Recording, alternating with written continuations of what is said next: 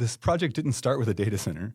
That's not what this project's about. Assuming we can come to an agreement with the county on, hey, not everything is actually a data center, and then we'd plan to move forward. But I think obviously there are some people with specific concerns that are beyond, I just hate data centers and I don't want them. I've worked in a data center. I've been familiar with them. They're doing them at a different scale now than they were before. Again, there are 10,000 questions, but some of the ones that I've seen as the biggest buckets of questions, one of them is,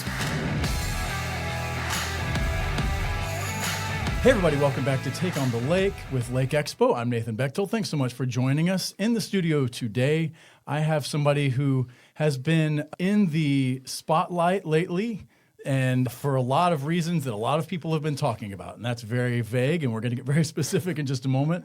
But Blake Hodits is with us today. Blake Hodits is the guy, really the guy that represents a group of folks who is proposing, and actually proposed several years ago, the development of about a 2,000-acre plot of land in Camden County, just on the edge of Camdenton. We're going to get into all the details about that in a little bit.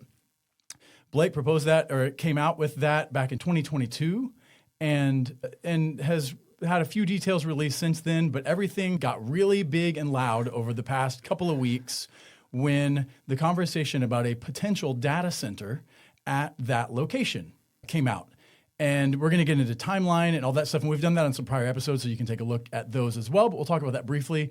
And we're going to talk to Blake about that potential project. We're going to hear a little more about his background at the lake, his vision for this project, the data center. We're going to ask lots of questions about that and beyond. And then just some other things that he has floated out there over the years. So now, to be fair, I've been trying to get Blake on the show long before he became the buzz of all the social medias. I've done pretty good hiding from you, though. Yeah, you have done pretty good, but a secret listener of the show, so I appreciate that. Thank you. So anyways, thanks for coming on, man. I appreciate you. Yeah, thanks for the invite. I appreciate you taking some time to come on. So yeah, we're going to just acknowledge the sort of big thing that is going on, which is that you, I guess probably you the most directly, and then by proxy or by relation, your sister and I guess there's some other folks involved with you. Yeah, we have a full team. A team of developers have been in the spotlight, or there's probably a harder word for that actually, but in the crosshairs might That's actually probably be more accurate. Yeah, about this project. Yeah. And so what I want to do is we're going to get into some questions about the project, about what's there, what's not there, what's definitely going to be there, and a lot of the questions that people are asking. And I thought this would be a good place to do that because we can be one-on-one, we can have this ongoing conversation. There is literally no possible way that we could answer every single question because there are a lot. And there's a lot. Understandably. Yeah. But I like good questions, and I like having conversation in person and talking about some of these questions. Thank you. So thanks for coming on. That's my really long intro, and thanks. But before we get into some of that, tell me about Blake and your background at the lake, because you're born and raised here, right? Not born here. Not born here, but raised here. Yeah, okay. Born up in just across the river in Quincy, Illinois. But then in '91, my father had just won Missouri Principal of the Year, and we were up at Monroe City, Missouri, and he knew that was his chance that I can go anywhere I want. My mom was working remote all the way back in the early '90s, and so he applied all over the place, St. Louis, Kansas City, proceeded to accept the lowest paying job offer he received, and we moved to Lake of the Ozarks because number one requirement was be next to the water. Oh, okay. And so that was what brought us here right before I started school. That's good priorities, right? Yeah. Yeah, and that's a good commentary on the reality of some of the pay challenges at this place, and that sometimes it's worth a little pay cut to be. It is. The quality of life here is incredible. Yeah. So that was 91. Yeah. So you want to reveal how old you were in 1991? I was 4. Yeah. So we moved in '92 down here right after that, and then started school all the way through Camdenton. Then went to OTC, then on to Missouri State, on to a school in Central France. Then came back to the U.S. OTC, Ozarks Technical College, which is down in Springfield. Down in Springfield. Yeah, great college down there. What was the France deal about? One of my cousins that I really admire and is always a great mentor to me, he was like, Blake, if you do one thing in college, make sure you study abroad. And for the most part, I partied through college and did the normal thing. And then all of a sudden I woke up and I'm like, shoot, next year is my senior year. So I walked into the international business office and I was like, what options are available? And they had just struck this partnership with a school in Central France, and Me and my buddy packed our bags and headed over there for a full year. Didn't realize that there was actually a prerequisite that you should speak French when you went. So it was a challenging year, but it was a lot of fun and certainly changed my life, opened my eyes for a lot of things. I've heard that the French are a little less accommodating to people who don't even bother trying to speak French than maybe some of the other. I don't know if that's true or that's just a I stereotype enjoyed my of time French. outside of France more than I enjoyed my time inside of France. But that was because we were able to travel around, and it's a small place, right? Yeah. You can hop on a train and be in a whole nother country and have a whole nother culture in an afternoon, which is really cool. Yeah. I've made one trip there and hope it's not my last because we did Italy, Germany, Switzerland. So we didn't make it. Beautiful places. Oh, my goodness. Yeah. Cool. So you spent a year in France. Yeah. And then came back, started my career in finance, and then quickly moved into the tech world.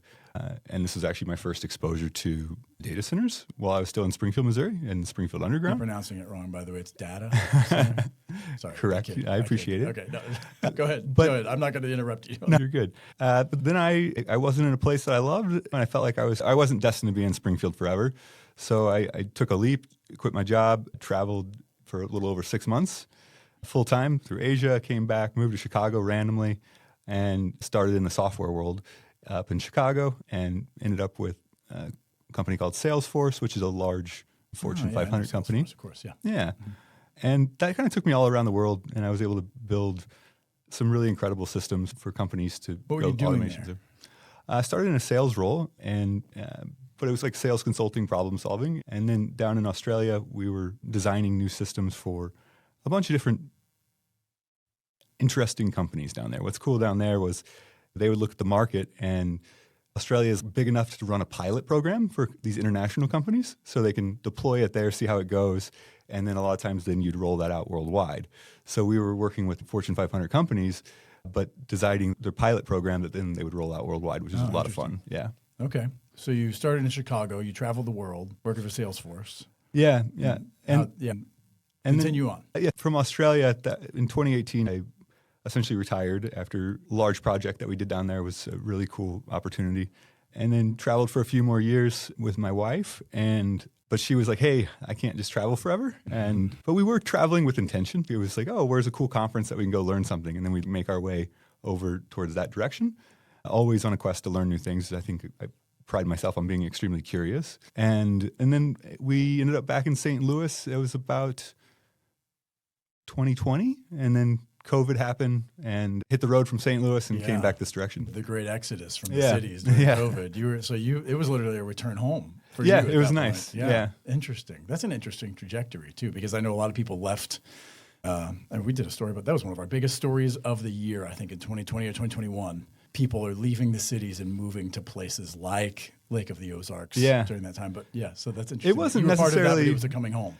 Yeah, well, my wife was working for Square or Block at the time up in St. Louis, and I was starting to dabble with things. I was always on a quest to learn new things, but what I wouldn't spend a lot of time on was like, how do you apply the new thing you're learning? Because every time, even if you're learn photography for a month or something like that, what are you going to take photos of?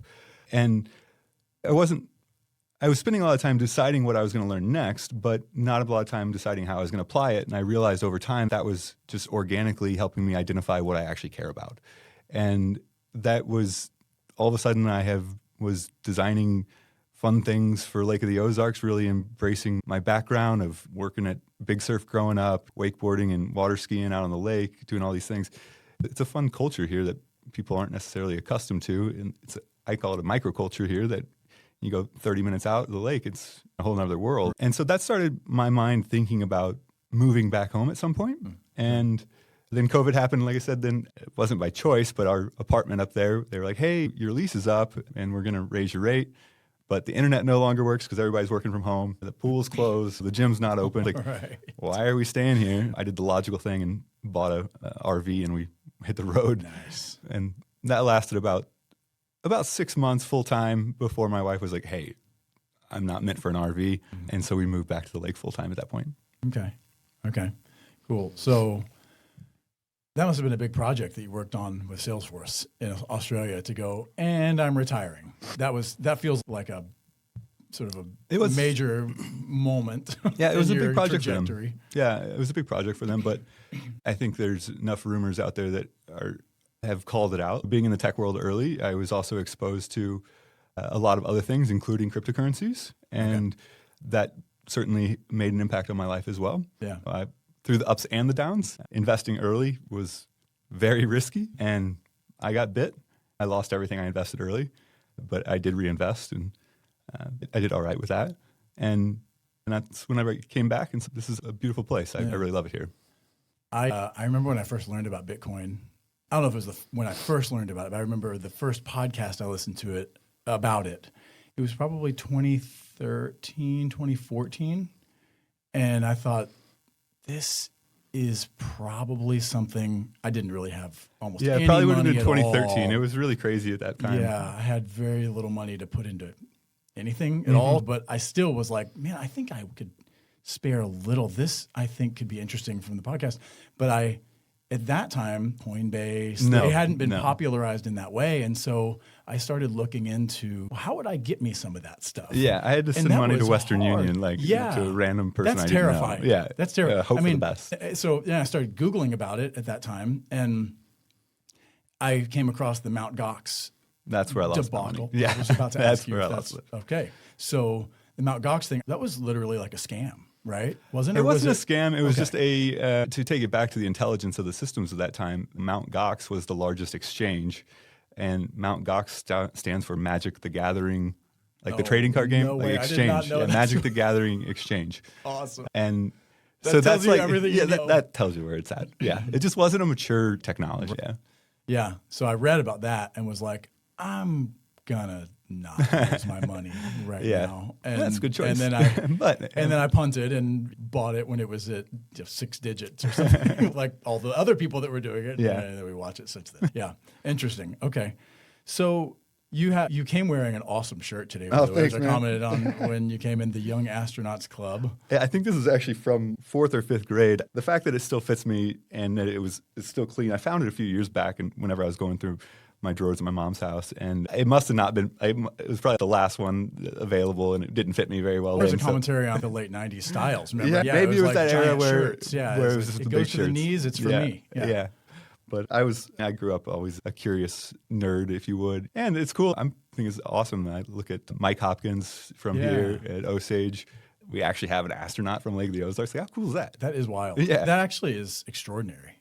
He's spent multiple missions. He's very few towns have an astronaut who's done missions to space from their town. It's very That cool. is pretty cool. Yeah. I got to took the family to do the Disney thing back in January. And as we were planning that trip, I thought, okay, there's got to be a SpaceX launch that's going to happen while we're there, surely. And they only announced the schedule for those 2 weeks out. And so we kind of just didn't know, but I was like, I will prioritize this. We will do it no matter what, as long as we're not as long as it's possible. I always remember whenever I was a kid, it was probably the first time I'd gone to Disney with my family, and they did prioritize that there was a space shuttle landing, which isn't near as cool as the takeoff, but it was an opportunity to go to Cape Canaveral and watch it come down. Of course, my parents knew that I would love that, and I sure did. Yeah. We toured the NASA Center because I'm a native Texan, and so my dad's from here, but then he moved to Texas after college, and now I'm back here. So I grew up in Texas, and I remember we took a trip to the NASA Visitor Center or whatever it was in Houston, and that was fascinating. But earlier this year, we actually got to see it. It was one of their satellite Falcon 9 or something. 9 or Falcon X, whatever it is, launches. And it was such a late night because the launch window was like 11-something p.m. Oh, wow. We had to drive an hour to Cocoa Beach from where we were and all this Orlando. And totally worth it. Totally worth it. We got to the public beach that was the closest that you really could get to the launch site, especially after hours like that. In fact, I think we were technically not supposed to be there. It was private vehicles only. And we're like, we're private. Yeah. So whatever. So we just kind of went out and from the beach watched it. And man, that was phenomenal. Lit up the sky. It was like the sun was rising. That's one of my bucket list items. I definitely want to see a giant rocket launch. It was amazing. And then we couldn't see it with our eyes, but we had X on streaming because they have almost announcers, play-by-play announcers on X. They do a good job with that broadcast. They do a great job because they tell you what's happening. Otherwise, you'd be like, oh, a light. Oh, the light is gone. That's Right. all, right? And so they give you from the rocket shots and all, they explain different things. And when they hear different announcements, they're like, okay, that means actually we are cleared to launch or whatever. And then it followed it as it went up, shot the satellite into space, and then actually continued to follow it as it went down see it and turn back? landed. Oh, on that's the cool. platform. Oh, man, And that we would've could been not so see cool. that with the naked eye, but Yeah. we were watching it from there. Yeah. And the whole thing was like, I don't even know if it's Oh, 15 'cause it minutes. lands out on on the a platform, platform. moving some ship or whatever, some giant platform out on the ocean. They named that something funny. hundreds of miles away, which is Of such course, I Still crazy- Love You or something like that is the name of that. Oh, that's- the drone ship. I think you're right. I think Yes. it's hilarious. Yeah. So, anyways, that's my relation to the to the Young Astronauts Club. That stuff is absolutely fascinating. But yeah, so obviously, tech is your love language. Is that fair to say? Not just tech. I like learning about all sorts of stuff. Engineering and technology. Those are the things that just move the fastest. So there's always something new to learn. And so those are the areas I spend the most time. What are some other things that have been inspirational for you as you've gone in your career watching things happen? Again, I think anybody who's interested in that world is inspired by Elon and some of the stuff he's done. Of course. But yeah. other stuff that you've kind of gone, man, that really drives me to want to do something or to get better or learn more or whatever. That's a good question. I don't know if it would be necessarily driving me to do more, but from an inspiration standpoint, I certainly learn a lot from traveling and going out and being in a different culture and seeing how people can be happy in different environments. My wife is actually from the Philippines originally, and going back there is incredible. These people are, frankly, some of the poorest in the world, and there is not a person you come by that's not smiling. They're so happy. It's really cool to see what actually makes a community. No possible way can they be happier than Americans in 2026, Blake. I do not believe this. We are the happiest, wealthiest people on earth. Come on, man. That's what we say, right? That's what we say. That's what we tell ourselves. Yeah. Yeah. Yeah. But traveling is truly been probably the next biggest inspiration in my life. And I'll give it back to my cousin Tim, who told me whenever I go to college, if you do one thing, go study abroad, because that truly did open my eyes. And traveling is a bit of an addiction. The more you do travel, the more you want to. Yeah, no doubt.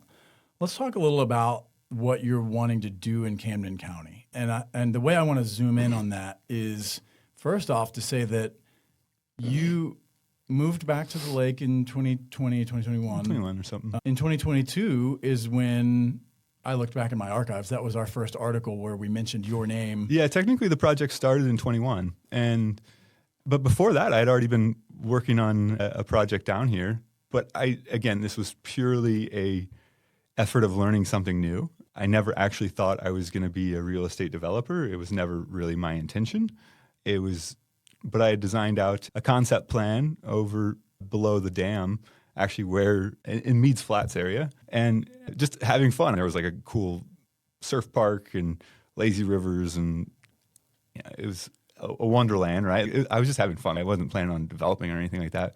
But then as I was just like, okay, I'll challenge myself to learn something new, went on to the financial modeling aspect of it, and I was like, oh, shoot, that could work, actually, and it would make a big impact on the lake and drive education opportunities as well, which is always a big part of my life, especially with my dad being a school principal. He was a principal at Camdenton, yeah, right?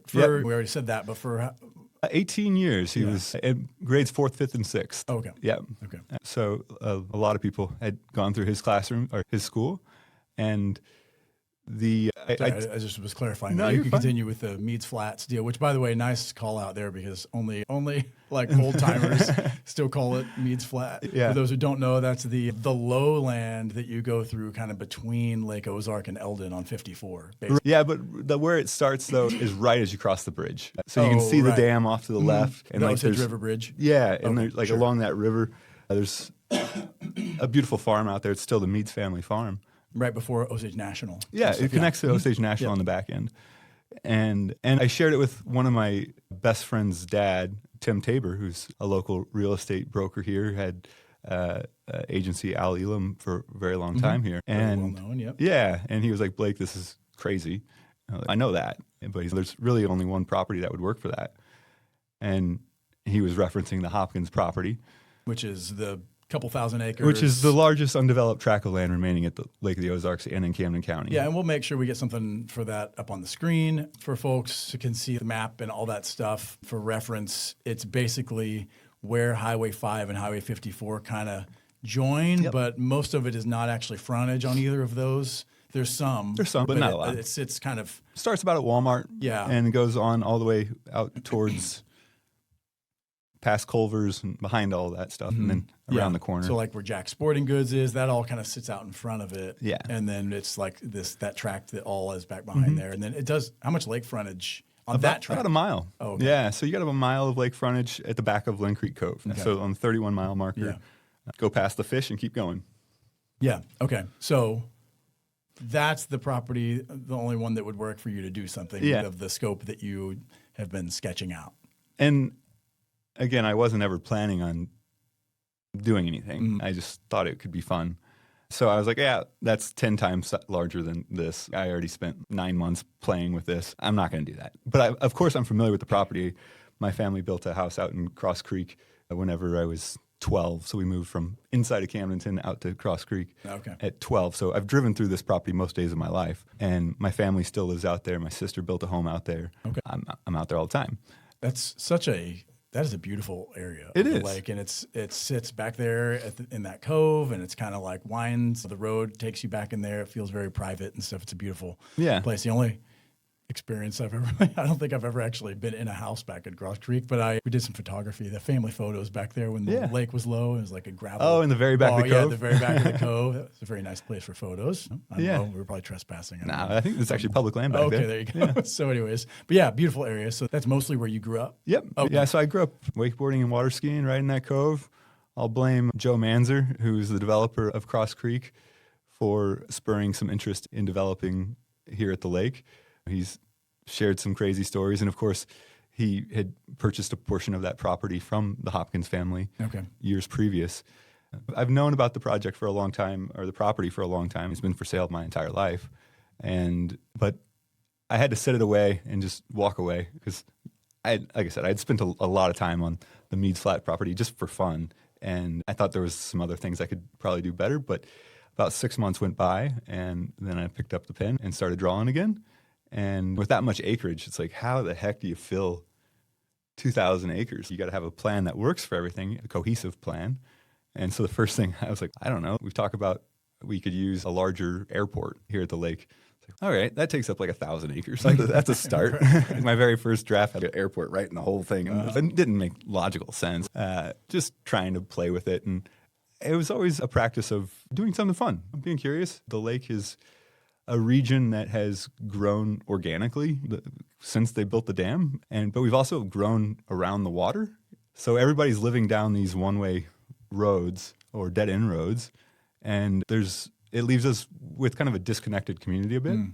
Yeah. Even look at the population of the towns. I think Osage Beach is now 6,000 people, and Camdenton's 5,000 or something like that. But our population's way larger, right? Everybody just lives outside the city limits. And so we have a bit of a disconnected community is what I see in comparison to other places that we go. And so I think a big part of the vision is to have a place that you could actually walk and get a coffee, walk your dog and see your neighbor, or walk to the park. And we just don't have a lot of options like that around here.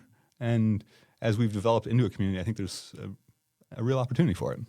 Okay. So you're putting pen to paper and you're thinking, and then you start sketching out. First things, there have to be like a surf park, right? Because I'm still just having fun with this. Like, okay, you got to have all sorts of fun aspects of it because it starts as a dreamland. Yeah, right? it's like, a dream. It? It's just, let's see what I can do that would look cool on paper. And then you start just exploring, okay, what would work, what wouldn't. Yeah. So what? So you started that in 2021, 2022. 21, we put the property under contract. And again, I have no real estate development background. So I'm learning everything the hard way. I was self-funding the entire project. I had built a team that was a great, incredible team around me, but we were moving fast. And an example of, I guess, my immaturity in the space was whenever I first started talking with the Hopkins, I was like, okay, so with this contract, like 4 months? Like, how long do we need? And again, Tim Tabor helping me, he was like, Blake, you need as much time as possible. But I had already thrown out that word. And so they were like, we ended up with an option to extend all the way out to 18 months. But that property has been in their family for over 100 years. And so just doing the survey took 16 months because they're having to go back through all the records. And I couldn't believe how long things were taking, right? And literally by the time we got the survey done, we were out of the contract. But we were pretty close, and we almost closed on it the first time. But in the process, my dad fell ill and ultimately passed away at the very end of 21, so I was about halfway into the contract at that point. And 22 was a blur. I wasn't really able to focus that well, had a lot of things going on, and especially when you compound that with my lack of experience in the industry, it was the right call to walk away from the project. So was your dad a large part of just the planning on that project? No, the part of the planning, Okay. but a lot of part of the encouragement. My mom and dad both. I was very fortunate to have such a great family growing up, but my dad was a huge influence on my life. Definitely my best friend and my mentor. And so to lose him was very tough for my entire family. Still is, but we move on. I do still feel like he's with me, which is great. I had to reset. Yeah, I'm sure. And that's like you would. Have to after that. Yeah. So I took about 2 years off. Yeah. Okay. So you kind of came back online with some of these plans then. And again, I remember you and I talked a few times. I think you went to one of the real estate symposiums at one point and kind of talked about that was right. Big ideas. We thought we were going to close about 60 days later at that point. It was pretty close. Yeah. But they were also asking me to do it. And I was like, just like this, I'm always hesitant. I don't really feel comfortable up here, I'll be honest. But they were like, hey, I think it'd be really good. Okay, I'll go do that. Yeah. I remember noticing you feeling uncomfortable. It happens, yep. So you kind of came back online with these plans, what is it, last year? When did you kind of reboot some of the, I think I'd like to develop something? Oh, wait, before you answer that, because this was a question I had. I think I'm to the first question of 80 on my notes here, so this could be trouble. But when you said I was self-funding the whole thing, I don't even know what that means. I'm not a developer. You weren't. Technically, apparently you're not supposed to do that. You're not a developer until you've developed something. So are you just a dreamer? That's all I am. That's the truth. Okay. You were self-funding it. What were you funding? Were you going to fund the land purchase and also somebody drawing surveys and stuff? Yeah, so it was all the engineering, all the planning, my team, all of the attorney fees, there's a lot that goes into it, a heck of a lot more than I'd planned on. And so expenses are expensive on a big project. That's for dang sure. Yeah. Was your wife ever, so what do you do? I am very fortunate to have the most supportive wife ever. It's awesome. Her and I are a great team. Yeah. Cool. Okay. So you rebooted the dreaming and drawing. Yeah, really. So technology was always a part of this. And that property has no infrastructure. In terms of roads and ready for development of a residence or anything like that. The topography is crazy. It's development on hard mode for sure. And you have to take down the whole property at one time. So I've always tried to look at it from a creative standpoint. We have to look at ways to reduce costs, to innovate, to solve problems a little differently. And one of those things was a 3D printed construction. And I had formed a partnership the first time around with a group that had built the first 3D printed house in the country. And are those the ones where I've seen the videos where the machine is like... Yeah, we're rooting it. Yeah. That's what that is? Yeah. Oh, yeah. wow. So out of concrete. And then... Out of concrete? Yeah. Oh, okay. I only think of 3D printing as plastic. And I would say, of course, you wouldn't build a plastic house, but then I don't know, we vinyl side houses, so I don't know. So it 3D prints it, but it's some kind of big concrete substance, basically? Okay. Yeah, and there was insulated or something? Or what is you put insulation in, so you print two walls right next to each other, basically, and you can put insulation between them. But I was in this floating period of my life, and I didn't know what to do, honestly. And the YouTube algorithm, one random day in, I guess it was about October of 24, had fed me a presentation on 3D printing where they had just finally basically proven that you can do it faster and cheaper, and then you end up with a better product, a product that's going to last 300 years instead of fall apart in 30. And I've got a great friend, family friend out in Las Vegas that was always a great supporter of me. And I shared it with him. I'm like, this is so cool. And I ended up messaging the company, and I was like, hey, I was working on this vision that is perfectly aligned with what you guys were just talking about in your keynote speech. And I just want to share, and I just want to say congratulations. Didn't expect a response or anything, but within 3 days, they were up here at the lake out on the property with me. Wow. And to get their alignment and their encouragement, and they actually had the capacity to do this type of project, made me reboot the engines. And so that was really what started the whole thing back up. Amazing how a simple email sometimes can open doors. 'Cause I've had that experience before where I'm like, I'm going to shoot an email saying thanks to somebody or just being like, hey, this was cool. I liked this. And then they respond. Yeah, that was exactly what it was. Whoa. You never know unless you miss every shot you don't take. True. Okay. So those guys, so the 3D printed house thing was the thing. I'll be honest. I hate the idea of a 3D printed house. I don't qualify that. It sounds so non-human to me. I'm going to acknowledge some other things after I say this, but it sounds like less people's hands are involved in making a thing, right? And all the challenge down here, though, is we have limited labor pool. That's another challenge that we have to face. And so how do you build with less people? Yeah, and what I'm going to acknowledge is regardless of what I idealistically think should always happen, frankly, I idealistically think that every house should be timber framed by hand-hewn timbers and mortise and tin and joinery. That's my favorite architectural style, and it should last 1,000 years like these churches in Europe that you can go see. But I recognize that that's just not where we are in takes a little time. 2026. The idea of doing something, what I've thought a lot about in the housing major crisis that we're in and not acknowledging, that is affecting millennials and Gen Zers heavily. The cost of a starter home is crazy. It's crazy. And I just was listening to a podcast the other day that was saying the average age for the first-time home buyer is 40. Wow. Nationally. Now, if somebody could fact check me on that, but you don't even need to. I just know that must be true. 40. Think about everything that has happened in your life up to 40 for the average age of your first home to be 40. And you go, I wonder why that is. It's probably because the millennials just don't work hard anymore, right? I hate these explanations, right?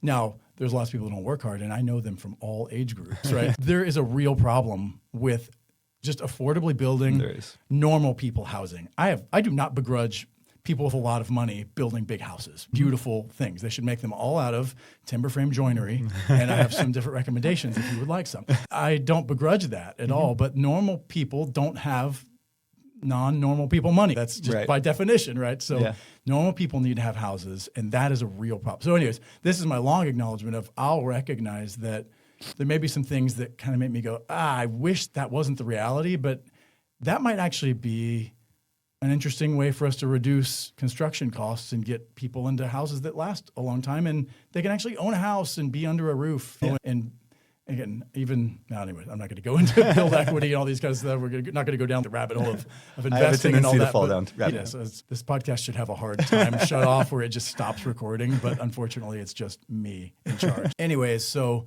3D printed houses is the thing that got you thinking, that would be something we could do out there that would, I'm putting words in your mouth a little bit, but that would hit on a real market need and that would address also some regional labor challenges and things in building. And then we also acknowledge, again, I'm not even acknowledging this in a what's the matter with you people way, but that a lot of the home building labor at the lake gets leveraged towards really expensive homes. Yeah. Because that's just the reality of it. Yeah. And again, there's some beautiful homes on the lake, but that's where a lot of that labor and resource goes. And so then you're left with who is there to build normal people housing, and do they even have a way or know how to build it in a way that normal people can afford it? Okay. Spot on. I just put a lot of words in your mouth, but I assumed that was agree. Okay. So that got you back online with thinking, okay, how do we do something here? That was the first step. These guys come out and visit. Then went down there and checked out the technology with them, and one of my partners the guy from Vegas, he had just finished doing all the concrete on the Sphere. And so I was like, all right, if anybody can call BS on 3D printed concrete, it's probably the guy that does concrete in a way that nobody else has ever done before. And when we went out there, he was like, this is crazy. This is cool. We got to do it. And he became my very first investor on that trip. And so I assembled a small team of investors that believe in me and I've known for quite some time. And we took off and started this up. And so that was at the very end of 24. We had to redo Most things, almost everything we've had to redo since things go stale, plans change a little bit. But we really started focusing in rather than I'll call it the full master planning. We did re-audit that, but for the most part, the land lays how it lays. Like there's some good ways to put stuff in there. So we just started focusing really on the development efforts of phase one. And that ends up being about 550 residential houses, about 100,000 square feet of commercial, but it's primarily like small commercial, not your traditional strip malls. And man, when I can imagine what a 4,000 square foot house looks like, but when we get into 6-digit square feet, it's always hard for me to conceptualize. So 100,000 square feet commercial. I was doing some rough math the other day. About a Walmart. I think the Hy-Vee in Osage Beach is probably maybe a little less than that. Yeah, I think maybe that's 80,000 or something like that. Yeah, so a little bigger than that. Hy-Vee in terms of under roof commercial square footage. Okay. Yeah. Continue. But breaking that up into a bunch of small businesses, we're trying to have a target of around like 2,000 square foot per average business, really focusing on the businesses that people live here, like small businesses. Okay, and got it. The whole point of it is really to go back to the development thesis itself. It's the first thing is if it doesn't work in the winter, it doesn't work for me. I don't care if the restaurant has a line out the door and around the corner in the summer. If they can't keep their doors open in the winter, then we're not really helping the problem that we have here at the lake. People that live at the lake and have worked at the lake know that. But I think if you don't live here full time, I don't think that occurs to you. And I think maybe even for a lot of people that just retire here, I'm not sure that always occurs to them either. And I don't mean that to be critical. I just think that if you're not experiencing that, either as the business owner that goes, I have to shut the doors in the winter, or I have to lay off a ton of staff, I can't not. Or you're the person who gets laid off in the winter, that reality doesn't always occur to you. But because the lake is what it is, a hub for people to visit and play from Memorial Day to Labor Day, it's really broader than that, May through September-ish. That is what often ends up happening. The waterfront places just do shut down. I mean, almost all of them in the winter. And you don't blame them. See a few but of you them just staying open, which is awesome. Redheads is staying open. Awesome. I love that. And again, you can't really blame them for that. But that's just to your point. That is a very real economic reality at the lake. And my observation about that over the years, I was actually part of that. Early on when we moved here, I was working the kind of job that got laid off in the winter. Yeah, me too. So the economic reality or what that does to a place is it creates it doesn't make this place a great opportunity kind of place, right? Right. It makes it challenging. Yeah. It's just difficult It's not to that there's grow no a good business. opportunities, but there's this whole band of businesses where if you work for that, you will not be yearly employed year round. And there are some benefits.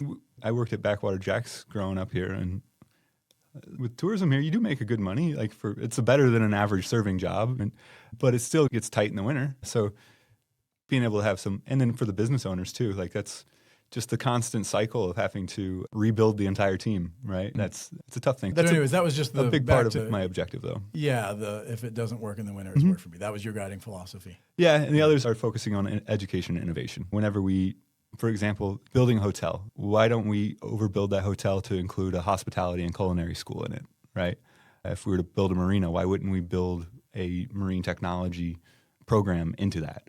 So then we can take our kids from high school, give them a career opportunity here, and put them into a trade that is something that we'll have continuous job opportunities for here. How do you control that as a developer? I don't exactly know how those things always work. Would you basically almost require that if in this theoretical scenario, if you're building a marina, who's building the marina and who's going, yeah, by the way, if you build this, you have to build a training school? Yeah, this is going to determine where we invest our money too, right? But for a project of this size, no. My team's not funding the whole thing. Right? We're going to sell pieces off to what I'm partners that we align with. But that is a big part of it. We can set general guidelines. Okay, that track right there is for a marina, and maybe help them line up the partnerships if we weren't funding that. Just say, hey, here's an opportunity where it makes sense, right? And it can make sense is what I'm trying to get to. Okay. Yeah. Okay. You start building out that concept, and that concrete guy, that's what I'm going to call it, that's fine. becomes your first investor. Yeah. And what was that last year? Well, 2020? just coming up in a year and a half ago. Okay, 2024. The map that you put out as we're recording this yesterday, and that we ran with a breakdown of here's what is on there. When did you get to that particular vision? I'll ask some detailed questions about what's on it, but that map, how long is that particular arrangement, which again, I think maybe we probably throw that up on the screen as well so people can see that, and people can see that at Lake Expo as well and stuff. But when was that configuration? The fundamentals of that have not changed since probably 22. Okay. Yeah. So in 22, you were, because you mentioned the surf park and some of that stuff, and those were fun things to start sketching out, but you were thinking residential, commercial, education, senior living, a big part of it. Senior living. Yeah. I'm going to pull up I have the map actually on my computer right here. You have par 3 golf course, disc golf, RV park, event venue. Lots of biking trails, everything connected by biking trails. I'm a huge fan of Magic Dragon. Oh, yeah. I'm a huge fan of what they're doing. Apartments, hotel, retail, large box commercial, medical, another hotel, industrial, farm, which presumably means land that just is kind of zoned agriculture. I mean, we intend to be a net exporter of produce. Okay, so you've thought that far down the road on that. Retail, horse stables. Why horse stables? I think it's a great amenity. I think it's just an outdoor experience kind of thing. Yeah, and just having connection with animals as well is also very important. Dude, you're not going to find disagreement from me. But we've talked about where's the appropriate place for that. And we have, sometimes horses smell. So we've talked about, we might have to move it a little bit, but it's still a great asset there. I love the way horses smell, honestly. And then you'll have lots of horse manure for the for the community to pick up. For the farm. That's the right. Community to pick up. Yeah. And then obviously the big one, and I saved the big one for last, is data center. Yep. Where that's placed on the map is this map north-south oriented? It's north oriented. Yeah, so it's the south by southeastern corner of the map. It's right behind, actually, where my good friends at A to Z Home Services have their behind office. Orscheln and Gerbs. Gerbs, Orscheln, yeah, that kind of thing. It's not actually Highway 54 frontage. Nope. There, it sits behind it. And that big line that you see across the top, that's actually the utility easement that's going across there. That's already there? Yes. So what's already there is one of our region's largest utility corridors. So we have the large transmission lines. We've got 2 different companies serving backbone fiber optic services through there. And we have a natural gas pipeline that Summit Natural Gas built 15 years ago, invested an enormous amount of money into our community, and sitting completely underutilized. Interesting. I didn't even know that was there, really. I've heard it talked about natural gas was out there, but up until very recently, I had no idea that it actually terminates on the through property there. And all that. Right behind Walmart, it terminates. Yeah. Huh. Yeah, I know Summit had made big inroads around here. Why is that not being used very much, I wonder? Because they don't advertise with Expo. That's probably why. You should advertise. They could be a sponsor of this show. This show currently not brought to you by Summit Natural Gas, but could be. That's a good call. There's an opportunity there. I don't know why it hasn't been more widely adopted here at the lake, but it hasn't, and that pipeline has capacity for real industrial uses. Interesting. Okay. Talk to me then about that. I want to dive into that, and we'll get into some of the other questions as well, but if this is the configuration that you had since 2022 and the data center piece was on there, I have a series of questions about that. So the 150 acres there at the bottom, where the data center is sitting currently in that map. You're pronouncing it right. It's data center. Sorry. Thank you. Now you've corrected me. I went back. Nice. Okay, so we have assembled an additional 150 acres, which is where that's currently sitting since, I guess, 24. So that is a new addition to ours. I've always seen it as a part of the industrial park. So they're on the left-hand side. Where it says industrial and then research park and then... Yeah, in the industrial park, though. Okay. Again, I grew up not grew up, but I've worked in a data center. I've been familiar with them. They're doing them at a different scale now than they were before. It was never really something that made I never thought it would be large enough to put on the map, though, right? It was going to be more of a small... Your average data center is smaller, especially in our region, but we do have them. And do you know where the nearest one is to us? That's totally just sprung that If you go down to Springfield, you'll see, or towards Springfield, there's one on the left-hand side of 44 that's just sitting right there. That's not too, it's not a very large facility, but the one I worked in was in Springfield Underground. And going underground is also something I've explored as well. Why would they have them underground? The heat, ambient temperature of 59 degrees here in Missouri kind of helps. But now the density of what they're building these things, it doesn't really make a difference. But you get security is another factor. That explanation made no sense to me. Yeah, I also want to be very clear here.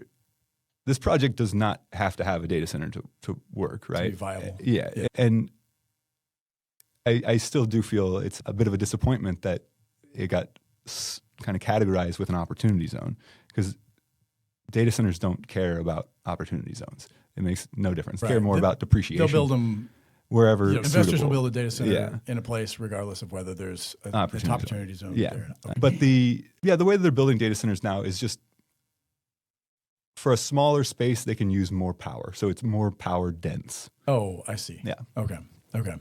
And so the underground, I was just curious about the underground thing. That was more about temperature and... Yeah, and so with it being denser, the ambient temperature of 59 degrees matters less because you need more dense cooling to support that. Oh, I see. Yeah. Okay. So that was on there. Of course, 2022... The world wasn't thinking about data centers. Yeah, I was going to say Chat GPT, was that late? That was 23. Or 23. Okay, I always forget. Yeah. So yeah, not nobody, but near nobody was actually thinking about data centers. They've been around for a long time. I just mean like me. Yeah, your average person. That aren't crazy into the tech world. We've been saying the cloud. We've been saying Netflix. We've had these things. Those require data centers, right? Okay. Whenever you think of the cloud, it's not actually a cloud, it is a data center. And then just the rapid expansion of them in the past 3 or 4 years has been because of the AI revolution. That's the biggest driver. Okay. Yeah. So that was, you had thought that would be on there probably at some point. I always thought that was a phase 3 project. Oh, okay. Yeah. And didn't in 2022, when you're sketching this out, think to yourself, oh, this one is going to get me in trouble. Oh, of course not. No. Okay. Yeah. It did. But, I got in trouble for it. Got you in trouble. I don't mean to be glib about that, but sometimes you have to laugh to keep from crying. That's what one of my pastors once said. So that's the whole layout. Again, I think that it's good that you put that out there. I had one person that I know criticize that layout because they said it feels like you just played SimCity a lot, and we're like, we'll put this here and this here, which SimCity is an awesome game, by the way. Grew up playing that game on our... and Roller Coaster Tycoon. Those are my favorites. On our first family desktop computer, Pentium 1, 133 megahertz processor. Wow. No data center. That was a data center. That was its own... It was a monolith. It was a monolith. That's right. But so I address that. Is this a realistic configuration here? Yeah. This wasn't something that you slapped onto a map after some of the pushback you got when somebody said data center and... No, it is a realistic configuration, but it also, we do not have a data center signed. We do not have, this was, whenever signed, you mean, in other words, you don't have somebody that's, I'm signed on the dotted line, I'm going to build a data center. I'm wanting to do that, correct. I brought this to Camdenton's attention early because I wanted to just, I had seen it, noticed it starting to become a very relevant topic where people were pushing back, and I had it on my plans. And so I was like, hey, we're planning on annexing into the city and wanted to get their feedback. But this is not like a signed deal at all. It's purely conceptual. And specifically in that spot, that's the ideal place for it. Why?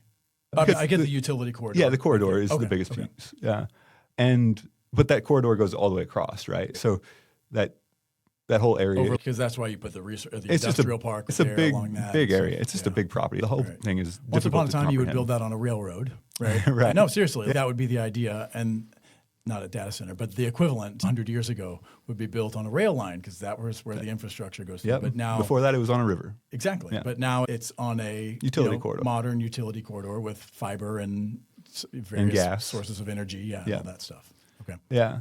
So every data center has to have their own design. Is that right there? Is that the engineered design? No, that's not. That's 4 rectangles. Exactly, clearly. But what we have been working on though is, and this has always been like, so it's very rare that you get a chance to frankly design a new town from scratch, right? Mm-hmm. And because this is development on hard mode, I look at some of the developments in Florida and they just it's perfectly flat. They can do whatever they want. Yeah. It's all dirt. It's easy Boring. to do. So we have very fixed constraints with this project. And so I try very hard, and of course, limited labor, cost is expensive. We got to control all of these things. And so I take on the approach of a symbiotic relationship, right? So how can things be symbiotically connected with something else? And a really fun example, and again, these are just concepts, right? But like we had some interest in this where you have, okay, in Oklahoma City, they just built a water park that they're going to use for the Olympics, for the 2026 Olympics. And it's where all the river rafting and kayaking, it's this artificial river that's really cool, but there's only 2 of them in the United States because they're so insanely expensive to build, right? It would make no sense. And then you factor in seasonality. If you don't have the Olympic support, you're not going to build one. But if you can suddenly turn infrastructure into an attraction where you utilize the moving water in a closed loop system, 2 different closed loop systems, so it's not contaminating or anything like that, but you could actually dissipate some of the heat into this artificial river, and it would be save the data center millions of dollars a year. That reduces your cost for something like that immensely, and now all of a sudden you have a heated amenity as a artificial river rafting or a surf facility that has heated water, and now all of a sudden you can go year round, and that's a symbiotic relationship. It's saving both of them an enormous amount of money. Is that what you're sketching out? Yes. Okay, so in theory, what you've sketched out, and again, there's a lot on this map, but what you just said, the data center and the surf park concept, artificial water, river, surf, and then it would all go into. Where's the river coming out? Is it coming out of the data? No, it's under. How does that?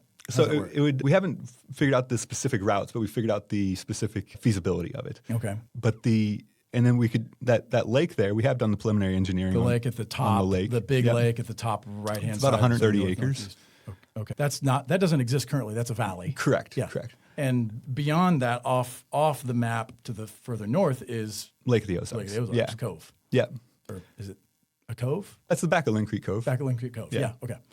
And again, nothing we're trying to do is without going through the proper regulations of environmental studies and all this stuff. It's a long journey. This is a 30-plus year project. It's not going to be done tomorrow, but it can be done. And so you could actually have this whole water loop where you're dissipating the heat, using it for hot springs. If you hear about a place in Iceland, there's a real famous place in Iceland, like the Blue Lagoon, where it's a heated lake off of a natural gas power plant.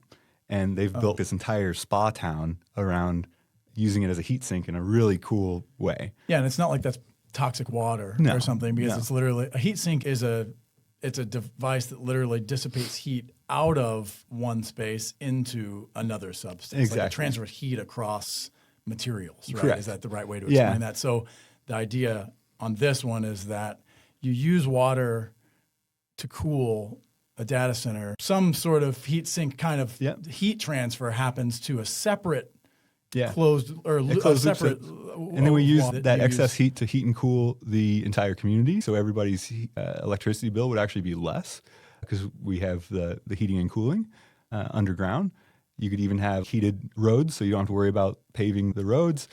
And then again, this is multiple uses, so it's a gigantic symbiotic loop. Do you have that engineered already? Yeah, we've done a lot of that stuff. Like how you would use the heat produced by a data center to make sure you don't have to plow roads. Yeah, it's just tubes underneath the road. Tubes with water in them. Yeah. Right. But it's a lot of this in their houses and their driveways actually right now, just on a really small scale. And so this is just a massive scale. And again, being symbiotic, like data centers require large water pumps. Why not use the water pump make it a little longer lead, put a bigger engine on it, and then use it a bunch of times. So it gets used over and over, and then ends up in that lake where it then cools to swimming temperature. And we'd still have to have controls because you can't actually put any temperature difference into Lake of the Ozarks. So we'd have to have controlled outflow. Ways, to control the outflow so that you're not dumping hot water into the back of Lynn Creek Cove. Exactly. But these are all problems that are By the challenges. Way, the water in that lake, I want to clarify this because this is one of the questions. I interrupted you, sorry. But so example, the water in that lake, is that water also being discharged? Is that being discharged by the data center? No, Where's that water come that from? is purely stormwater. That's just stormwater. Yeah, so it runs into a lake like anybody does on a farm pond Exactly. or something like that, and you dam it up down the end or something like. If you get DNR approval, I think, absolutely, yeah, of course. So you dam that up or something, and then you have created a, what did you say, 100-something acre lake? It's 130 acres. Okay. It'd be And 5 it's additional miles of water frontage on that. Heated lake. I'll call that Dragonfoot Lake because it looks like a little chicken foot. Oh yeah. Yeah. Oh, nice. So you heat the lake again, not by pumping hot water that just cooled a data center into the lake, but by a heat transfer. Thing. A full heat exchanger. So it's 2 different closed loop systems. I see. Yeah. Okay. So you're not taking any of the. It's just a different system, right? But it is a heat exchanger. Well, that's one question that people have been concerned about, and that's why I'm going at that. Is there's the pollution concern, right? And this is where I think I want to get into some of the. Again, there are 10,000 questions, but some of the ones that I've seen as the biggest buckets of questions, one of them is pollution. And again, people have read things I haven't read and all this kind of stuff, but what I've seen people saying, I haven't drilled into where this actually has happened, but I think it has happened in some places, like pollutive discharge from a particular data center. I don't know if it was water or if it was some other kind of thing. People are genuinely concerned about, we love our lake of the Ozarks, and we love living in a place that is full of trees and green and all this stuff. And the last thing I want is some data center, anything. Yeah, polluting it. Yeah, polluting it. We've already had that issue here with Modine there in Camdenton. Yeah. It has caused pollutions. Unfortunately, I lost my father to non-Hodgkin's lymphoma, which is due to glyphosates. So if anybody's concerned about it, I certainly am. But we have rules, right? And this episode brought to you by Monsanto. Hits hard. He said it, not me. Okay, go ahead. Sorry. But we have rules, but we didn't before, right? Every rule we have was created because somebody did something that caused us to say, hey, we need to have a rule around that. Yeah. And also technology is changing, right? The water use element of it is an old technology in the data center world. Now everything goes to a closed loop. It really doesn't consume much water. We're talking a little bit more than like a resort probably, or less. Depends on the size of the resort, of course. So it's not, a lot of these solutions have been changed. Light pollution, I think, is an easy one. Data centers, like computers, don't need lights, so you don't have to have lights. And I certainly enjoy looking at the stars. So across our entire development, not just the data center, like we're going to have like light ordinances, right, to produce, to make sure that we're not creating just an immense amount of light pollution as well. Yeah, I saw somebody posted this in one of the many comment threads that have been happening, or if I just randomly, the algorithm fed it to me, but it was a picture somebody posted. I have no idea even where this. Oh, it was in North Dakota. It was light pollution from a local data center, and it was very beautiful, dark North Dakota sky, but then this like industrial level just beam of light in this. Actually, it kind of looked like a SpaceX rocket taking off, actually, but just perpetually. But you're saying that's not a concern. That's not a concern. The one that is like a very legit concern is sound. And that is a problem that is still very much a solution that it's expensive to solve. Just like here in your studio, you've got a lot of sound dampening things here. And it's a problem that does have to be addressed. And there's different ways to do it. You do natural earth berms. So you actually almost build the data center in a bit of a hole or build up things around it. And then, of course, setbacks are a big part of it, but also just the technology around it. So using noise cancellation, various materials. And then air pollution is another piece, but that's not really coming from the data center. That's coming from the natural gas generation. Yeah. But even with that, like that, again, goes into one of our bio loops where we're capturing that water or capturing that CO2, and we want to be feeding that into the greenhouse, and it can actually make the greenhouse produce about 30% higher yield. You have a greenhouse. Is that it'd be a part farm of the farm zone? Yeah. Okay. Yeah. So you capture CO2 emissions from the natural gas plant. I'm sorry, the natural gas power plant that you're building, and you pump it into the greenhouses on the farm to make produce grow 30% faster. Correct. Yeah. Again, just like using the waste. So you have to look at everything like what's the inputs and what's the outputs. And if something's giving you an output, how can you reuse it? And so I truly do believe that what we have the opportunity for, and like I get it, the people have spoken about a data center in this situation. Like the moratorium exists in Camdenton, the ordinance exists in Camden County now. So in this situation, it's off the table. But we do have an opportunity, if they were to ever change their mind, to truly show how this can be done correctly. So I think there are some people who would say, I don't want one ever, I don't care, I don't like those things. Yeah. And that's their prerogative. There's things I don't like that I don't want ever in our community too, right? So that's I guess I'll say that opinion is their prerogative, right? But it's how many are there folks like that? I don't know the answer to this. How many folks go, I have concerns A, B, C, D, down to Z, and then A, B. Yeah, if you can address those, then yeah. And if you addressed those, then I would be interested in hearing more. I don't know the proportion of that, but I think obviously there are some people with specific concerns that are beyond, I just hate data centers and I don't want them. Mm-hmm. And so I think it's just good that we're talking through some of these to go, well, again, both Camdenton and Camden County have said not happening in the near future. Maybe not happening ever. Ever's a long time, but for whatever it's worth, they've said that. And I think that says, hey, we heard a lot of people upset. Yeah. I don't know that any formal poll has even really been taken yet. Even if I put one out at Lake Expo, it's not scientific. Anybody can vote. It uses your IP address and tries to keep you from voting more than once, but who knows, right? So I don't know if there's a poll. I'd be interested to see across the entire, say, Camden County, what that would be. Probably the closer people are to something like that in terms of where they live, my guess is you would find higher opposition in Cross Creek. I know that there are folks who are still worried about it. 2.5 miles from Cross Creek. I mean, the Walmart's closer, I guess, technically. Then, of course, a Walmart is not the same as a data center, but I don't know how many square feet that Walmart is, over 100,000. I think it's 120 or something like that. And the data center you've pitched was about 500,000. 500,000? Okay. Which in the scheme of comparison to some of the other ones they're developing is a fraction of the size. They're doing projects that are 10 million square feet. Would anybody even want to do one then that size? Or I don't even know who builds. I know Meta and Google and some of these have built these giant ones. I've read about some in Iowa and some other places. But if they can build them big, why would they build them small? So proximity is still important. And like example, Netflix, they've just about every data center, or at least one data center per region, Netflix is a tenant in, because it just reduces the load time because you're so close. Sure. Which is a direct influence on customer satisfaction.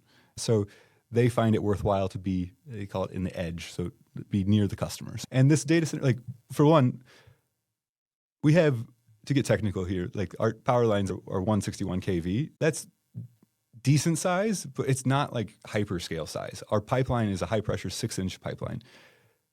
That's not huge. Like we're talking, like we have 50 megawatts available on the site right now. That's, people are talking about, I think Kevin O'Leary's project's 10 gigawatts. So 10,000 megawatts.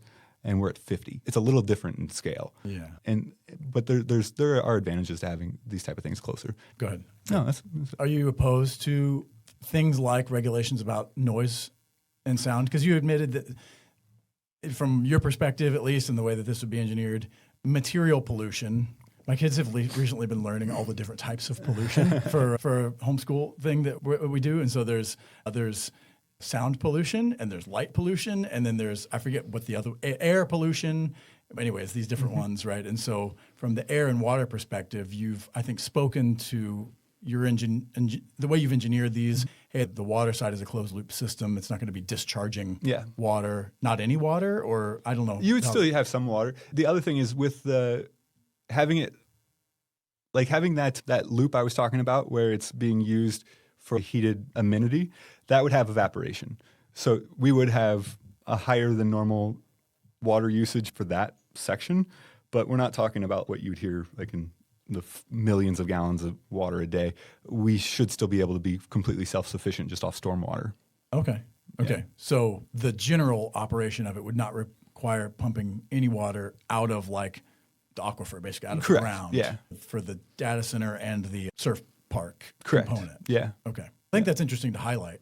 Yeah. So because that addresses one of the other, because that's one of the other concerns is water usage actually. But back to the noise thing, you've said light pollution is not. That's not a big issue. A big issue on that any more than the Walmart is, you think, in terms of lighting? I would be really disappointed if we were brighter than Walmart. There's no reason to be.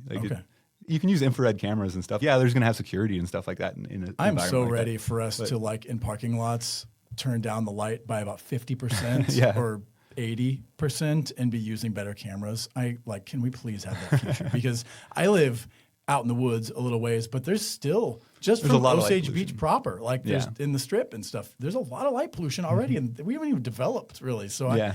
I totally sympathize with that concern. But we still I can love see my some stars here. Yes, we can. Not all of them, but we can see some, We can which see a lot. I don't want to lose. Actually, the thing that gets in the way of the stars for me the most is the hills and the trees. Like the horizon is actually smaller just because I'm surrounded by oak trees at every place. But anyways, so then on the water use, you mentioned that because that's another one of the big concerns. I don't want you sucking all the water that I want to drink out of the ground so you can cool somebody's AI query to whatever, write a Mother's Day poem for mom. Again, this is my recent analogy.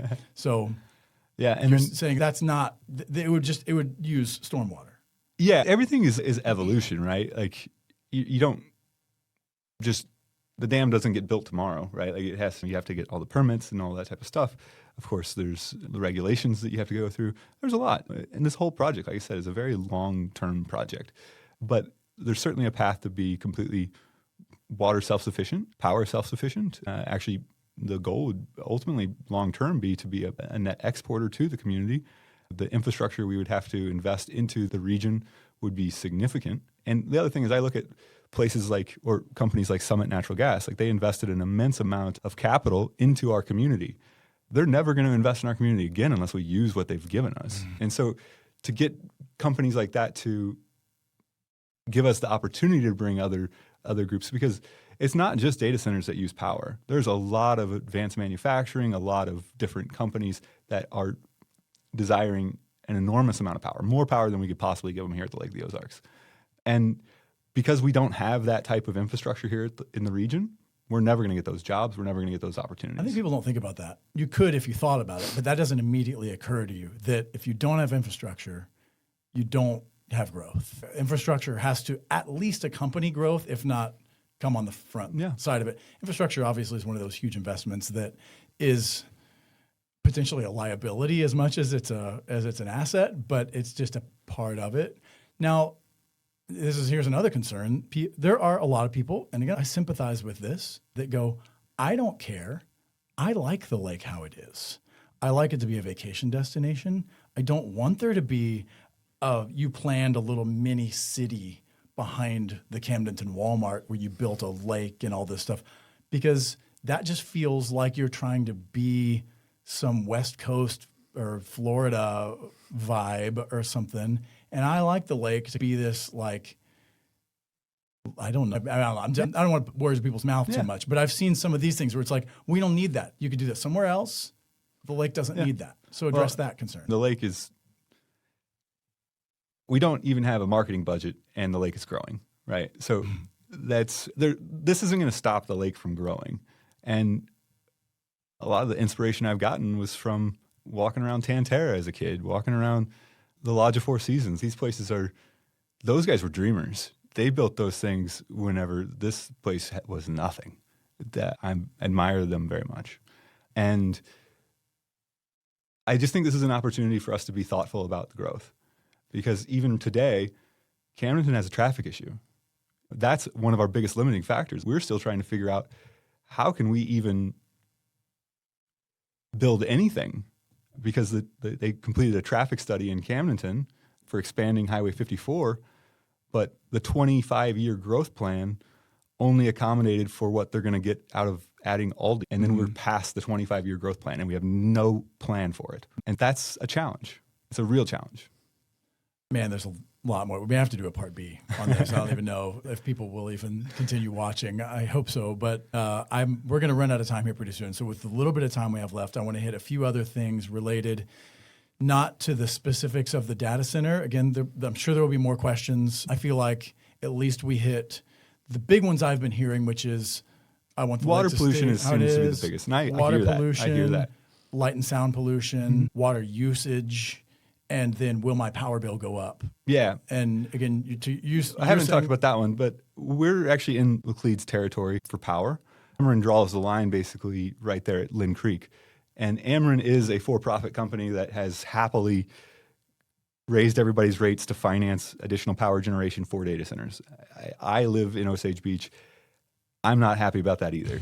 But the co-op is adamantly against it. And if we were to build a data center, we would be responsible for 100% of the additional cost incurred to bring power to that site. Interesting. And including the power generation on site. They would allow power for the other elements of the houses there and stuff, but they're just saying they're not raising the rates for a data center. Not happening. And I don't want that to happen either. Okay. Yeah. Okay. So that's a conversation you've had with Laclede, and that's that. That is definitive, and I've never pushed them on it. I agree with it. Okay. Interesting. Okay. So a few other things then about this, because I think we've talked about some of the details of the plan. We've talked about your vision behind it. One question I have is this, and I touched on this with the SimCity comment, but you said this is like a 30-year vision. It feels very pie in the sky. It's a big project. I love a good dream myself, honestly. In fact, we wouldn't be talking about a lake if there weren't somebody that was willing to dream. And again, if there are lots of stories about how that went in terms of building the dam, and I'm not saying that you should necessarily model every single thing that Union Electric did there, but the broader idea of having a dream and dreaming really big about something, I think that's how the future happens. I think that's how people make inroads into the future. So broadly, I'm like, I like visionaries and things like this, but this is a 30-year build out. How much of this that you're telling me as we're sitting here would be, if everything actually would actually go that way? In other words, I'm going to give an extreme example. You build some components of this, but it's the surf park thing, we kind of just it ended up being just kind of goofy. And the 3D printed houses for normal people, we actually had a developer that wanted to build $1 million mansions there. And then the data center thing, the engineering kind of was not what we thought. And so it is sucking more water and power. You know what I mean? It's one thing to go, we've got it all planned and that's exactly how it's going to go. Yeah. But it's going to take 30 years. I'm like, dude, a lot happens in 1 year. A lot Oh happens in 1 week, as we have Especially noticed. today, in today's world. So how can you say that any of the things on that map, the things that people are concerned with, maybe you can't, and maybe that's just the reality, and maybe there's always just risk built into developing. There's a lot of risk in this entire project. Yeah. Okay, and that's fair. It's the show me state, right? I get it. Nothing's real until you show me. And I think this is, if anything I would take out of today is this is an open invitation for collaboration, because I'm not married to every single detail on there. What we are focusing on is what aligns with the core principles, what brings innovation, education, and year-round jobs, and that while still having a very big focus on well-being. So that's the vision is really what's set in stone. It's the plan. We have a master plan, but the master plan will continue to evolve, mature, adjust. Use the example of what if we don't get the dam permitted, right? That changes the plan. Yeah. It changes the plan dramatically.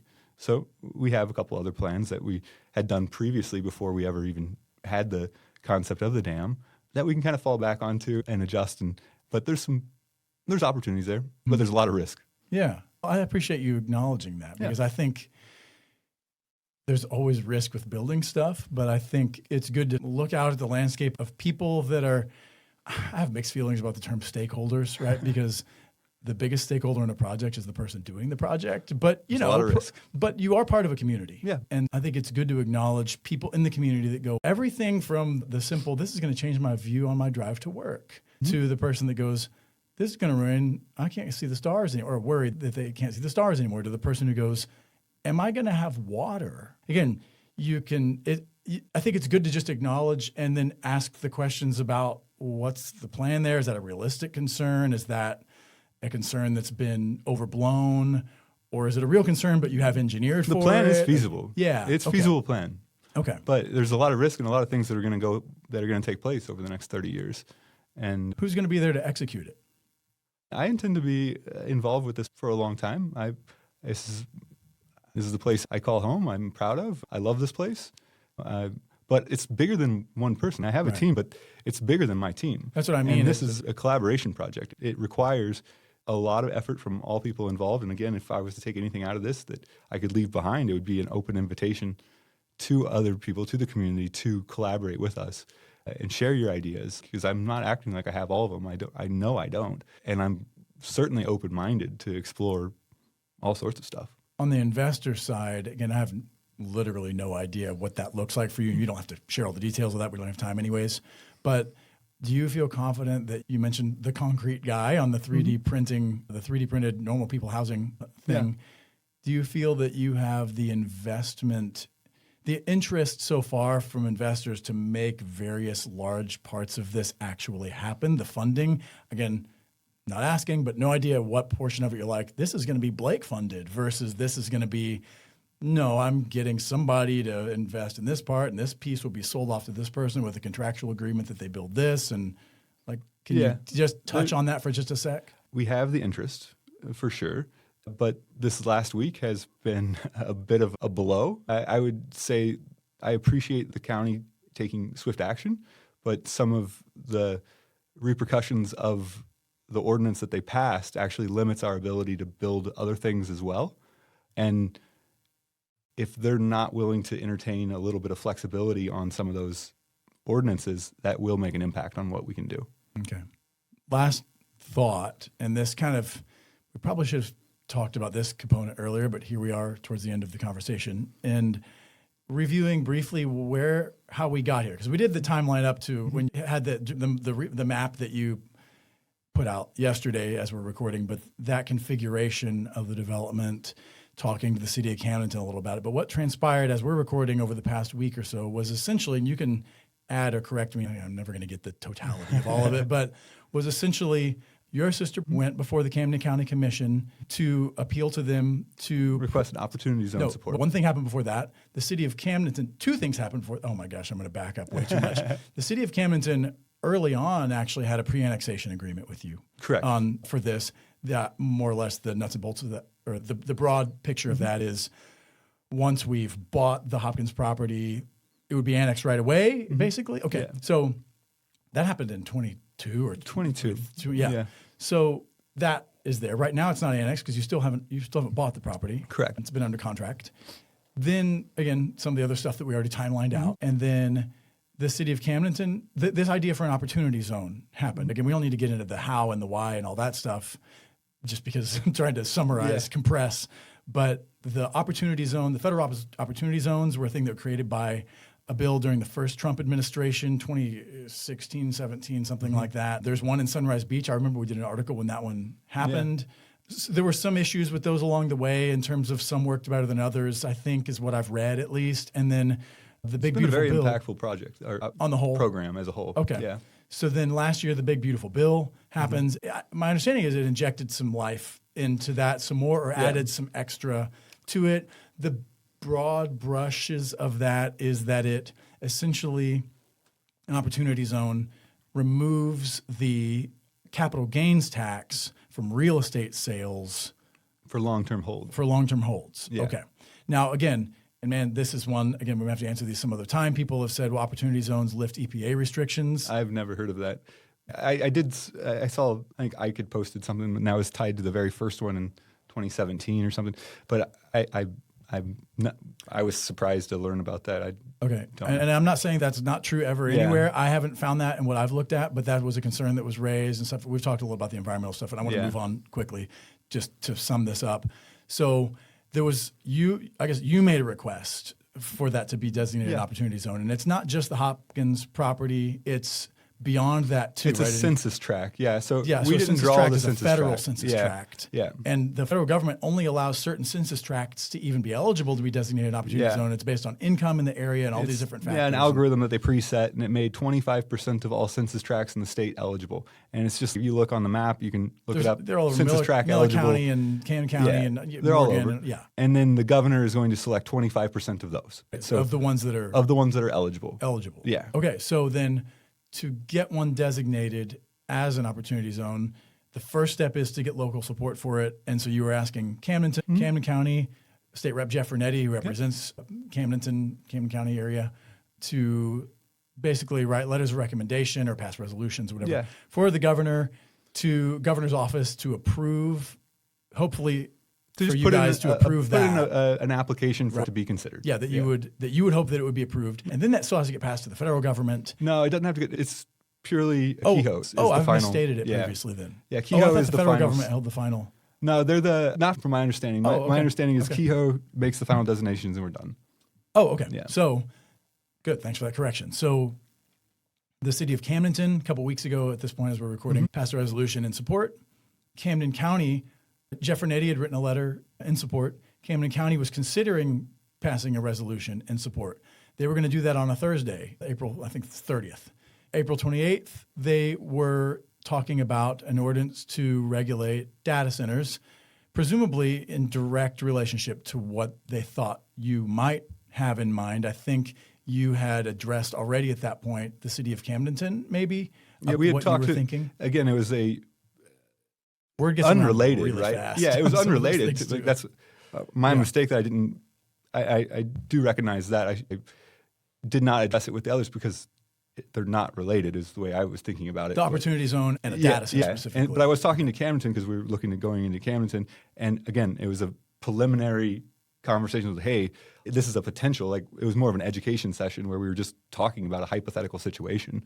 And it still is. This still is a hypothetical situation. So I got to defend my sister whenever she says, you never know. That's the truth. That is the truth. She couldn't have made a more factual statement. Yeah. So that, and she said that in response to Will there question, be a data center on our property? And that was because they were on that Tuesday, April 28th meeting, the commission was considering a county ordinance heavily restricting the construction of a data center. I had one commissioner tell me that actually that came on the radar. Osage, they were already working on it. I think someone in Osage Beach had mentioned to a commissioner, hey, we're working on ours and that's coming soon. And they kind of, I don't know if that was the only catalyst, but anyways, the county kind of fast-tracked theirs, passed it at that meeting on Tuesday. I don't know if that was before or after they asked your sister that It was question. after, and it was because they were on the same agenda, then the county kind of bunched them together. But she wasn't there to talk about data centers. She was there to talk about opportunity the zone. opportunity zone, again, which encompasses the Hopkins property and then an area outside of it. And Camden County. Yeah. So Ike, our presiding commissioner, who I think was 2 episodes now, if I'm backing up in my brain, on Take on the Lake, and had a great conversation with Ike. I like Ike. Spicy guy sometimes. It's always a fun conversation with Ike. And he asked your sister, you're not planning on building, I think that was the word, you're not planning on building any medium to large data centers on this development, are you? And she responded, you never know. And I think that was like the shot heard round the world. Everybody into a frenzy. Because it was like, well, actually, that's true. Nobody knew, really. Right? Not nobody. We've been private about it all of our lives because I firmly believe it's the show me state. Nothing's real until you show me, and we're not there. Fair. And so on timeline-wise, though, that was what I think lit off the firestorm of, oh my gosh, you never know means I do know and I am going to build one. Again, I'm just saying that we all know about, we all are jaded by politics and answers that are non-answers that are actually answers and stuff. So I think that, and again, not throwing shade on your sister, but just the answer was not no, which makes people go, then it is yes, right? And so then 2 days later at the county commission meeting, standing room only, you were there. That was a difficult day. Did you get any sleep that night after the meeting? I didn't sleep for the several days leading into that. Yeah, that was rough. Yeah. I mean, friends and people I've known my whole life shouting that I'm a liar and all this stuff. And it's like, I'm not trying to be a liar. I'm not lying. I don't have anything to hide. It's just I didn't have anything. It's not ready to share. It's not real, right? So at what point, maybe that's the question. If you were building something on your own property, when do you have to go to public opinion about what you're doing? It's the building plans, right? Or zoning changes before that. Sure. Right. You're saying when, that actually is when. Right. So am I supposed to advance tell everything about every detail along the way? I don't know. I want to be open, but I got caught off guard. Yeah. And if I've learned anything about the way social media works, I've watched also developers release a plan really early. And everybody goes, that's never going to happen. Never going to happen. That's exactly what they say. Never going to happen. It's okay. I knew the second I sent it, everybody's going to say, never going to happen. It's okay. Yeah. So that meeting happened, and that meeting was intense, I think, to put it mildly. And the message to the county loud and clear was, don't you dare approve this opportunity zone because it means we're going to get a data center and we don't want a data center. Yes. Again, nothing wrong with people showing up to a meeting. I think people ought to comport themselves in a civil way at a meeting. Mm-hmm. And so for those who didn't, I think they ought to reflect on that. But for those who showed up genuinely to go, I do not want this, that's literally the kind of style of government we live in where you can show up and oppose that. So the end of that was the county did not pass or declined to pass a recommendation for it to be designated an opportunity zone. Correct. And had already passed the heavy restriction on data centers. Correct. On Tuesday the 28th, after your sister said you never know, Vernetti sent out a thing revoking his letter of recommendation because we received that. And actually, I was like, what is happening here? Because I didn't know that meeting. I hadn't been at that county commission meeting. I don't regularly attend those. Confession right now. I rely on people to tell me when something big is going to happen or did happen or whatever and then look into it. But so I didn't even know that letter from Vernetti revoking his recommendation hit me out of left field. I didn't remember that he had actually made a recommendation for it. And then, so that was on Tuesday that Vernetti sent that. On Thursday, the county decided not to make a recommendation of an opportunity zone. And then, as we're recording, yesterday, the city of Camdenton met and revoked, I believe, right? They withdrew their support of it being designated an opportunity zone. And they passed a moratorium for 12 months on data centers. Okay. Which, fine. There was 0% chance you were going to build a data center in 12 months there, right? Data centers move fast. They do. Oh, okay. But unlikely. You said phase 3, but I didn't know. No, it originally was phase 3. Oh, okay. But the natural orientation of data centers in today's world, it's now a hot topic. Like that's and to your point, when a group decides to build one, they build one. Yeah. Okay, fair enough. So again, but it still has to go through all the processes. There's a lot of hoops. There's no skipping of a step here. Yeah. Okay. So either way, it's not happening in that spot anytime soon because of the county and the city ordinances. Correct. Last thought is 2 final thoughts. Yeah. Briefly, how do you respond to, and you kind of did, but to the idea that this caught everybody by surprise, and if you would have explained it a little earlier, people would have understood it better. What do you think about that now? Would you change anything about messaging or what you released when or anything else? The one thing I probably would change would be to make sure whenever we were asking for the letters of support that we had disclosed that we were potentially considering. But it has nothing to do with an opportunity zone. Sure. But that's clearly the mistake we made. Okay. Then the final question is, what are you going to do now? Yeah. So with this property under contract, these plans drawn, some presumably still interested investors, now what? This week changed a lot. It really did. We need to get clarity on what the county means by their zoning ordinance. I think the restrictions that they implemented have overdefined what a data center is, and it frankly prevents us from building any sort of large company with any sort of technology in it. And so that's a restriction that is very real, and that very much impacts our plans. The other is I had heard the city comment that they were potentially no longer interested in honoring the signed agreement that we have with the annexation. And from a legal standing, I have no idea where that sits, but we'll have to explore what that looks like and look from there. But this project didn't start with a data center. That's not what this project's about. This project's about creating year-round living with a focus on innovation and education and well-being. And that remains true. The project still makes sense, and we plan to still move forward, assuming that we can get through some of these, assuming we can come to an agreement with Camdenton, assuming we can come to an agreement with the county on, hey, not everything is actually a data center, and then we'd plan to move forward. Okay. I appreciate you taking time. This actually now will go down as the longest episode in my podcast history, but I appreciate you taking the time because I hope that folks feel like we spoke to some real concerns and that also we broadened the view of what you have in mind, what you don't have in mind, who you are, Yeah. all that stuff. I like just getting to know the person behind a plan. So that's my hope. And I really appreciate you taking some time Thank you. to come in. Yeah, I appreciate it. Thanks, man. Absolutely. Listen, that has been our take on the lake. If you stuck with it for this almost hour and 45 minutes, good on you, because this has been a long conversation, but I hope it's been enlightening and informative and enjoyable, frankly, because that's what I want this show to be. If you have questions, obviously, I'm sure you will throw them in the comments, so I don't need to solicit those. But if you would share this with folks, subscribe to the show, and help us continue to grow it so we continue the important conversations about the lake, that would be much appreciated. Until next time, stay anchored, stay curious. We'll see you soon.